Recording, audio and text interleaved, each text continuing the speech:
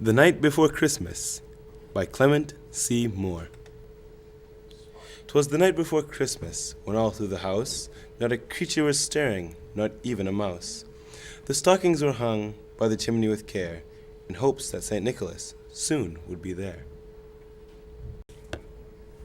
The children were nestled, all snug in their beds, while visions of sugar plums danced in their heads.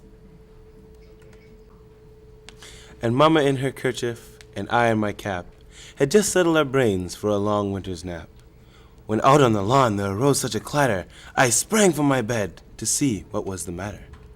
To the window I flew like a flash, to open the shutters, and threw up the sash. The moon on the breast of the new-fallen snow gave the luster of midday to the objects below. When, what to my wondering eyes should appear, but a miniature sleigh and 8 tiny reindeer. With a little old driver, so lively and quick, I knew in a moment it must be St. Nick. More rapid than eagles, his coursers they came, and he whistled and shouted and called them by name. Now Dasher, now Dancer, now Prancer and Vixen, on Comet, on Cupid, on Donner and Blitzen. To the top of the porch, to the top of the wall, now dash away, dash away, dash away all. As dry leaves that before the wild hurricanes fly, when they meet with an obstacle, mount to the sky. So up to the housetop the coursers they flew, with a sleigh full of toys, and St. Nicholas too. And then, in a twinkle, I heard on the roof the prancing and pawing of each little hoof. As I drew in my head and was turning around, down the chimney St. Nicholas came with a bound.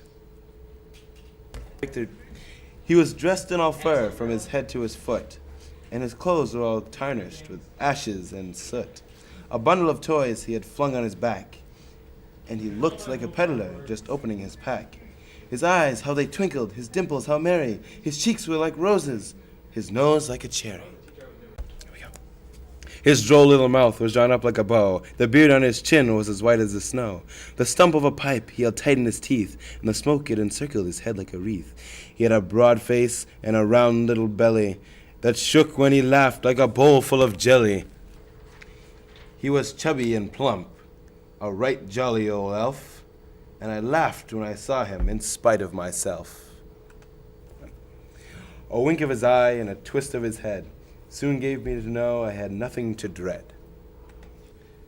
He spoke not a word, but went straight to his work, and filled all the stockings, then turned with a jerk. And laying his finger aside of his nose, and giving a nod, up the chimney he rose. He sprang to his sleigh, to his team gave a whistle, and away they all flew, like the down of a thistle. But I heard him exclaim, ere he drove out of sight, "Happy Christmas to all, and to all a good night."